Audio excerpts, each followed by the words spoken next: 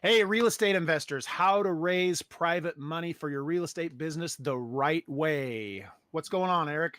Hey, what's happening, Scott? Man, today I'm excited for this video because this is one of the most asked questions that we get from our students all across the country, which is how to raise private money safely.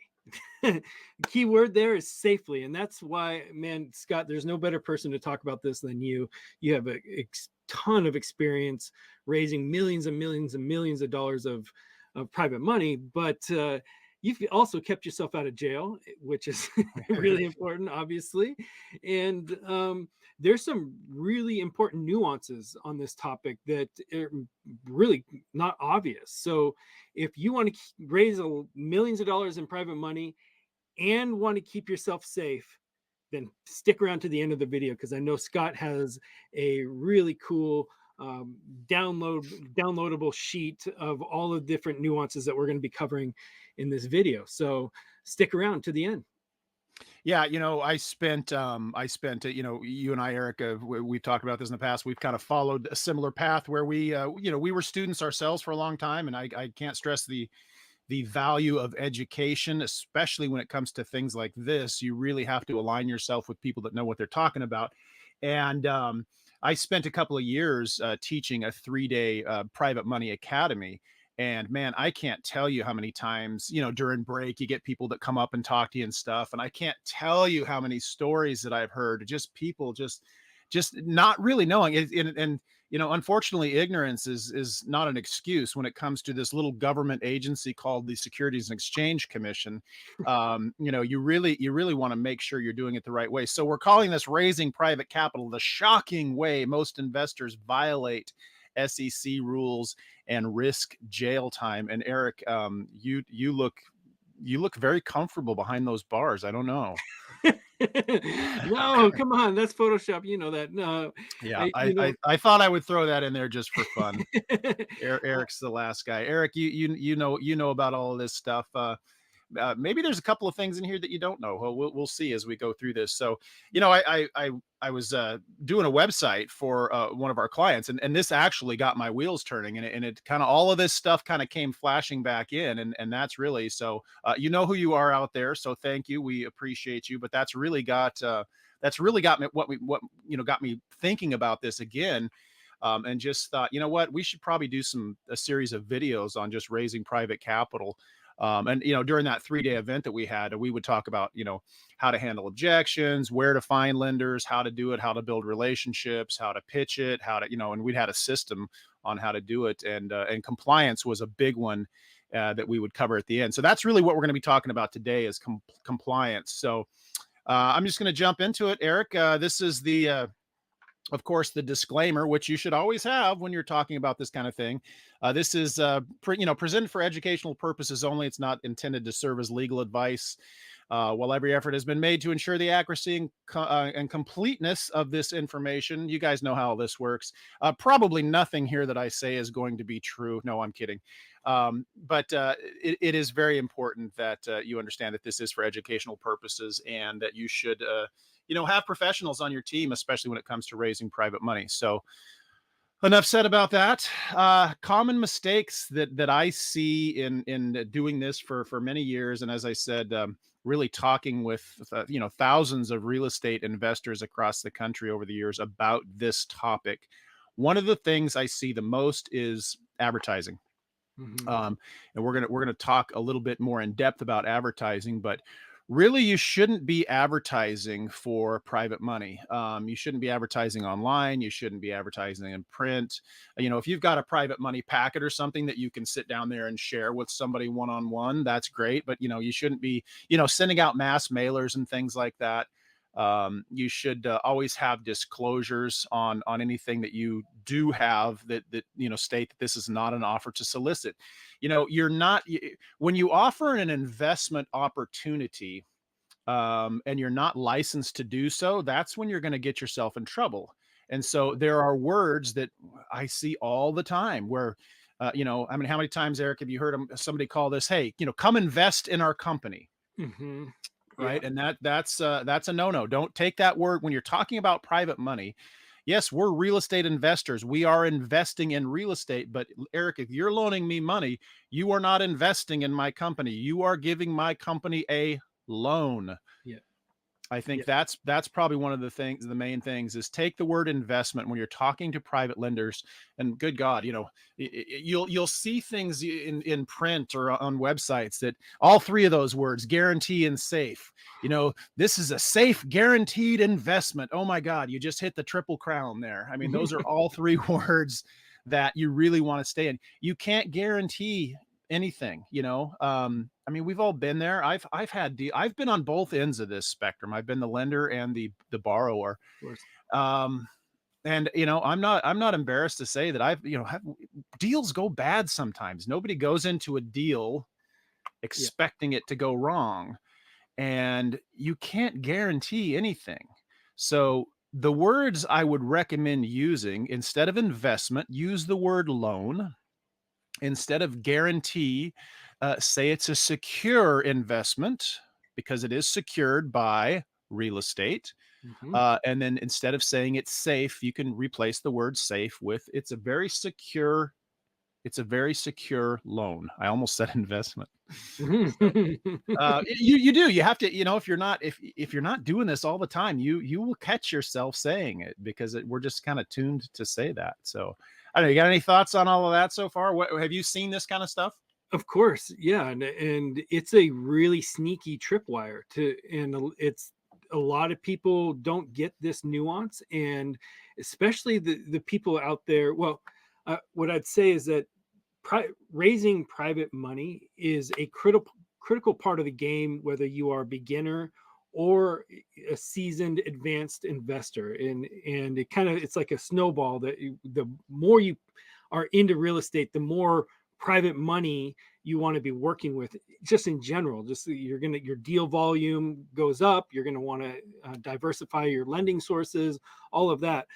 But even at the very beginning of your real estate career, and just how to get into your first real estate rehab, and others, buy and holds or whatever, without your own money. We all hear that, like, oh, get into real estate, no Yep. money and no this. OPM. Yep. Yep. And one of the first things that you learn as you get into this is OPM, other people's money. And so this is a really critical thing. And so I bring all this up because it's relevant to all of us, but it's when you're at the beginning phase of your real estate investing career, knowing these nuances is critical, man. You just don't want to naively go out into Facebook and say, "Hey, I'm raising investment capital or invest into my business." You don't want Safe to and do. secure, guaranteed Yeah, you don't. guaranteed returns. You shouldn't even be posting returns. You should not post a return. You should not say, again, you want to go for the grand slam, and hey, come invest in our company. We guarantee it's safe and secure, or safe and guaranteed, and we'll pay you 12% return. You should Mhm, not be posting that. So mhm, again, another little nuance there. Um, I like to say, we can pay out a double digit return if I'm doing anything in any print or any kind of, like credibility packets, which I'm a big believer in credibility packets. You just have to make sure that you're doing it the right way. Don't state in your credibility packet we pay 12%. You can say, we pay double digit returns and all of that. And there may be some people that are watching this video that may disagree with some of this stuff, and that's fine. I'd love to hear your comments, so be sure and leave a comment down below. yeah, And if you have any other questions on, private lending or real estate in general, leave us a comment down below and hit that like button and subscribe to our channel. We're going to be adding a lot of good stuff here and hopefully providing a lot of value. So, moving on a little bit, the proper documentation and disclosures. Again, how many times was I sitting there on the edge of the stage and somebody comes up and go, "Hey, you got a minute? Hey, I did a loan to somebody that's in our organization. It's, I thought they knew what they were doing, and it ended up going bad." And I'm like, "Well, it sounds like you're going to have to foreclose on the property." Well, how do I do that? Well, you've got a deed of trust, right? And no. Well, you do you have a promissory note? No.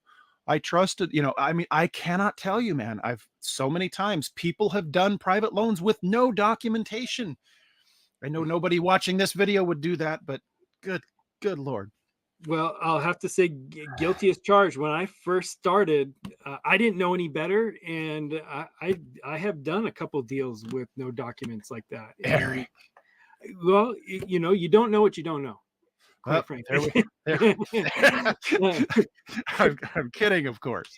um, Uh, but of course, I didn't get in trouble. It's not, and these yeah, rules aren't like, oh, you violated it, you're going right, to be in right. trouble. It's just like a speeding ticket, where, in the sense that you got to get caught.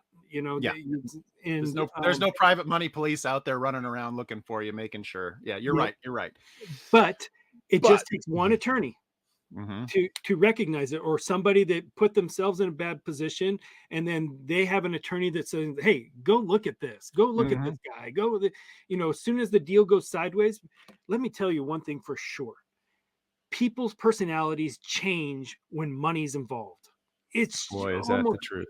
good golly, hey, we're buddies swinging golf clubs, we're having a great old time. And then he loaned me this, and boom, boom, the deal went sideways. And next thing, he's got five attorneys asking me questions. I And like I that is I can think of 3 or 4 scenarios exactly what you were just talking about. that's how it And there happens. are people that we know, Yep. we both, mutual people that we know. Yep. So Let's see. anyways, This just popped into my head too.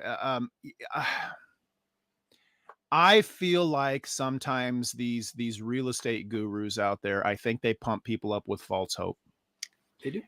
And people come out of these guru coaching programs and hey, I was involved with them, you were too. I'm not knocking them, but you just see that ignorance and that you use the word naive. Mhm. People coming out and just thinking, okay, well, there's no way this deal can go wrong. I've done everything right, and then, oh my gosh, I'm double the budget. The real estate market softened. It's taken us way longer than we thought. Our interest rates, our interest, has been accruing, and now we owe way more than we thought we were going to have to pay off, and that's when things go south. So yeah, so anyway, let's see. So again, using proper documentation and disclosures, I can't stress enough how important it is to make sure that you're using proper documentation, and don't just go download something off the internet. Spend a couple of bucks, and if you're going to do it right, I in the very beginning, I went out and I had a real estate attorney create all 3 of my main documents that I was using. Mhm. Yeah, it cost me, I think it was about 1,500 bucks at the time. But I have them now, and I've had them for, 20 plus years. So, Yeah. make sure and do it the right way. Don't have the lender wire funds directly to you. That's another no-no. Oh man. That I've seen in those scenarios where there was no documentation. The lender just gave them the money. The lender should be wiring money to either title companies or closing attorneys, which depending on the state that you're in. Yeah. Funding business operations with funds that were meant to use to rehab a property. You hear about that. That's the old robbing Peter to pay Paul scenario. Not adding the lender as the lost payee on your hazard insurance policy. That's another one that I've seen. Over leveraging the property. Our rule of thumb was we would always make sure that our lenders are at 70% loan to value or less. Hmm. In the rare occasion that we would use 2 private lenders, those 2 private lenders combined should still be at 70% loan to value or less. Now, I know in some markets, there's going to have to be some leeway there. You get into some different markets and things, but don't over leverage them. That they're you're taking away that security that they have. Yeah. Having multiple lenders on one property. I heard of some people that came and talked to me one time. They literally had 10 lenders on one property. First position loan, second position, third position, fourth position, all the way down to 10. Now, something goes south and they have to foreclose. Where does that leave 9 people? Up, Yeah. And yeah. Up it's Creek. uh, Yeah. up shit creek. I'll just say it, Eric. I Yeah. don't mind. No, exactly right. And um, if you're not aware of how the one one lean position affects the other lean position. Like, this is how, again, not understanding these core fundamentals is what gets you in a whole lot of trouble. So that was one of the first lessons I ever learned in real estate, was just how the lean position is so impactful, you know. Yeah. So yeah, and can you have three, four, five, six, seven lenders on a property? Yes. Should you? Probably No. not. Like, Yeah. um, my rule of thumb is two. I have, Me too. yeah, I'll put two lenders on a single property and feel good about it, as long as I'm playing within the margins and Mhm. no problems. Um, And as long as that lender in second position understands, that's the exactly. T. The other key is just being, Communicating. you Yeah. know, communicating. Yeah, being forthright with them. Yeah. And the last thing on this is just not taking it serious. And we've kind of, talked about this through the whole thing is, God, this is serious stuff, you guys. You've got to, not to joke about getting thrown in jail and stuff like that. That's more of a, a kind of a Mhm. tease to get you to watch the video. But this is important stuff. You're dealing with people's, a lot of times you're dealing with people's IRA funds, you're dealing with people's life savings. Yeah. And man, it can get stressful, and I can tell you some stories that that are you got to take this stuff seriously. Don't use ignorance and being naive as an excuse not to do that. So Yeah. um Yeah. so a couple of things regarding the SEC, the Securities Act of 1993. It's Reg D is what you should be looking. You need to be familiar with these. Rule 504 and 506. These regulations provide exemptions from registration for certain securities. Again, if you're offering an investment opportunity and you're not licensed to do so, you are violating the SEC rules. There are some exemptions. And so, Reg D, Rule 506B, this rule allows you to raise an unlimited amount of money. And this is directly from the SEC's website. This rule allows you to raise an unlimited amount of money, up to 35 non accredited investors and an unlimited number of accredited investors. And we'll talk about the difference between the two on the next slide. So, non accredited investors versus an accredited investor, provided you do not engage in general solicitation or advertising. I mean, this is marketing. This is what we talked about right at the beginning. Investors, real estate investors, must have sufficient knowledge and expertise in financial and business matters to evaluate the investment. See, they're calling it an investment here. Yeah. Um, Still not a good idea in my opinion, but it's a gray area. Okay, what is sufficient knowledge and expertise? I mean, it's a little bit of a gray area. So this 506B is the one that's you should probably be the most concerned about learning about, because that's to non-accredited investors, which a lot of the time is what we're working with. Rule 506C, this allows you to raise an unlimited amount of money, but permits general solicitation and advertising, provided all the purchases in the offering are accredited investors. Now, what is an accredited investor? There's the income test. An individual with an income exceeding $200,000 in each of the last 2 years, or joint income with a spouse exceeding $300,000, with the expectation of the same for the current year. Or net worth test is they have a net worth exceeding $1 million, either individually or jointly with a spouse, excluding the value of their primary residence. Or if they have certain certificates like a Series 7, a Series 65, 82 license, Series 82 license, and things like that, which are investment advisors and things like that. So, what does this mean? So here's the way I look at this. If you're doing advertising, Facebook ads. I mean, there's a guy in Denver that I know had the SEC crawl up his assets. You see what I did there, Eric? Crawl up his assets and shut his business down because he was advertising on Craigslist for raising private capital.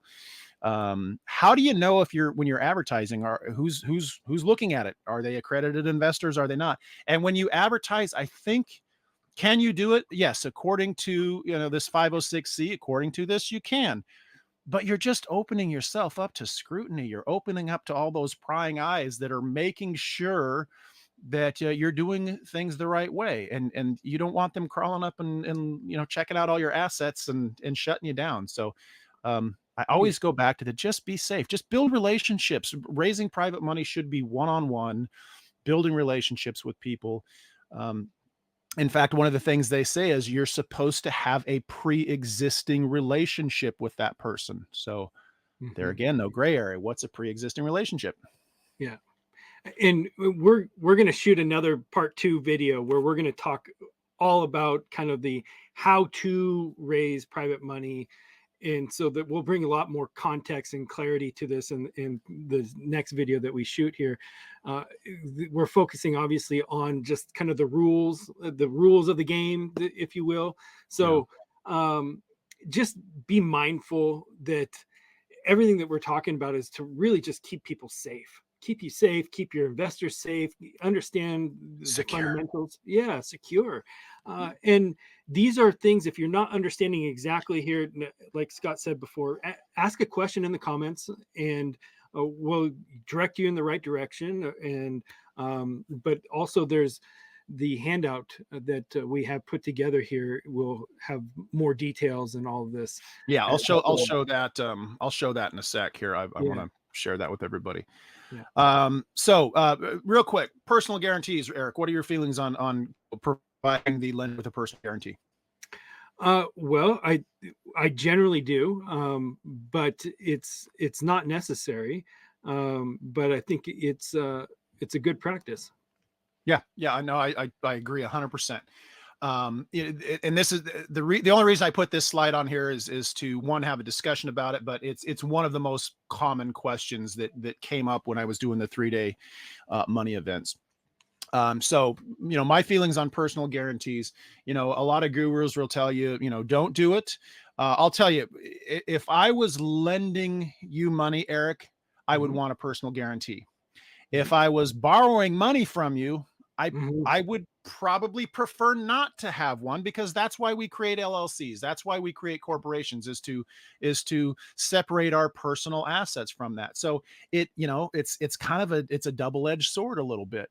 Yeah, Um my response to that is you should never borrow money that you don't fully intend to pay back. And I will tell you, um, I had a deal go bad, and I should have just walked away, yeah, but I didn't. I stuck, and it honestly, I hate, I'm sharing this with everybody. It took me about a year and a half to get out of that deal and make that lender whole. yeah, And so you should never borrow money that you don't, whether you have a personal guarantee or not. So if you have that mindset of I'm never going to borrow money that I don't fully intend to pay back, personal guarantee should be no big deal, right? So yeah, just wanted to have a quick discussion on that. So quick do's and don'ts, and then we're going to jump into this document here that we're talking about.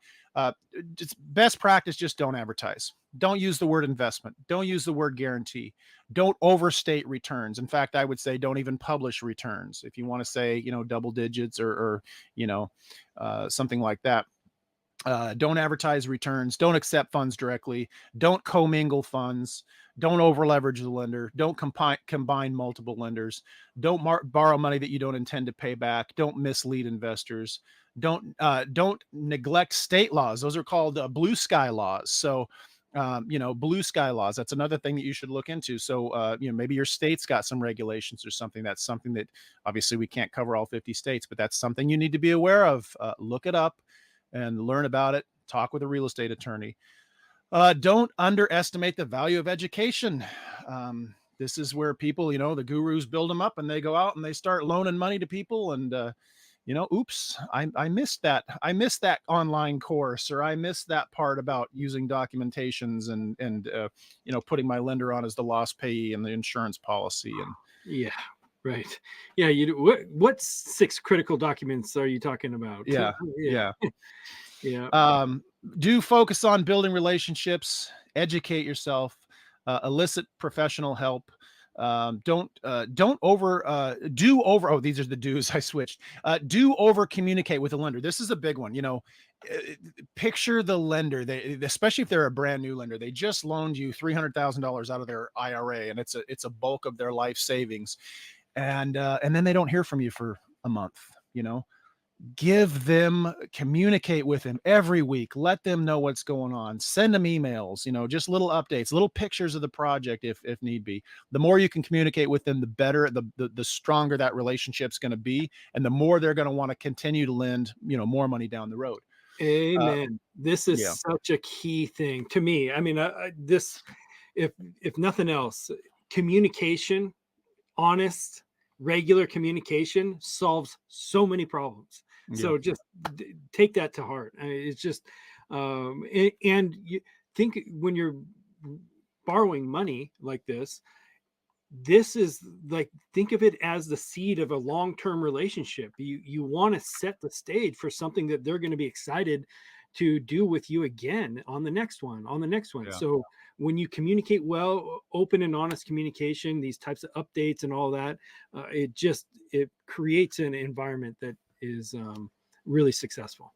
And as a real estate investor, when you finally have those one or two or three lenders that just love working with you and you love working, there's nothing like being able to call them up, say, hey, Eric, man, I got a great deal. It's got an after repaired value of 600,000. I need 420 on it, and you're going to be in first position just like we did on the last one. And they're like, let's do it, baby. And Yeah. obviously you're going to give them all of the proper stuff about the documentation, but I mean, they're ready at that point, because you've done what you said you're going to do, Yep. and that trust is being built every Yeah. time. So, And the documentation, that's very important, is just now a formality. It's, you're yes. just sending it over and sign, sign, sign, Yep. everything's done. It Yep. just makes the whole thing easy. There's no teeth on it so much, Yep. right? Yep. Yep. Send me the wire instructions, and then Yeah. off you go. I mean, it's a great feeling. Yeah. Use proper insurance. Not, and we're not just talking hazard insurance here. I always would buy my lender a title insurance policy as well if you're in a title state. Mhm. So, that's important. Become familiar with the SEC and the blue sky laws. Those Reg 504 and 506 that we were talking about earlier, and the blue sky laws. Don't use the word. Use the. I keep saying don't use the word loan and secured by, not investment and not guaranteed or safe. Take this very seriously. Vet your potential private lenders. I think this is important because, you're vetting them as much as they're vetting you. Mhm. There are Mhm. private lenders that you may not want to work with. There are, if boy, have you ever had one of those private lenders that's calling you every day? What's going on? What's going on? Where's my money? Yeah. What's going on? I drove by. I had a guy tell me one time, he called me up and he says, this was like, midweek Wednesday or something. And we only did one loan together, thank goodness. But he called me up midweek. I drove by the property today and there's nobody there. And I'm like, yeah, well, welcome to construction. Yeah. Sometimes contractors don't show up. Yeah. Yeah. So you really need to be on the lookout. You're interviewing them as much as they're interviewing you. Yeah. And I think you can really, of course, we're getting into a whole nother topic here, but you can really, circumvent that in the very beginning, Oh, just you, by framing it in the proper way, yeah, setting the stage setting the for, standards. yeah, Yeah. the setting the standards exactly, and communicating Hmm. how the process is going to go, because you're darn right, man. I've worked with some private lenders that are just exactly what you're talking about, where they just hound you over the every detail of the, I drove by this, or I did this, or they question, they think that they own the project, of and the direction of every decision in the project, because they're the private lender. And it's just, it couldn't be more uncomfortable. It's Yeah. just horrible. So I love the point of interview them just as much as you interview. They are interviewing you, you're interviewing them, and then set the proper expectations. Yeah. Do have a clear exit strategy and a clear backup plan. And what I mean by that is, life happens. What do you do if the lender comes to you, you're midway through a project, and they say, "Hey, I just had a major life event. I need to get out of this loan. What's your backup plan? Do you have other lenders in place?" And that needs to be discussed and clarified in the beginning if something like that happens, which goes right back to, just communication, like Eric's saying. Mhm. um you know have standards in your program. I always say 70% loan to value, but again, I realize that in, areas like San Francisco where you're looking at, Yeah. $5 million, $2 million, $3 million properties, that could be tough. And the last thing here is just, make sure when you're working, or I should say, I don't like the word pitching, when you're discussing private lending with a potential lender, really look at aligning your interests. This is the two of you hand in hand walking down this path together, leveraging our systems, leveraging our our company to help get you better returns. I mean, just I think that's just very important. And Yeah, final words: educate yourself, educate. Education is priceless, you guys.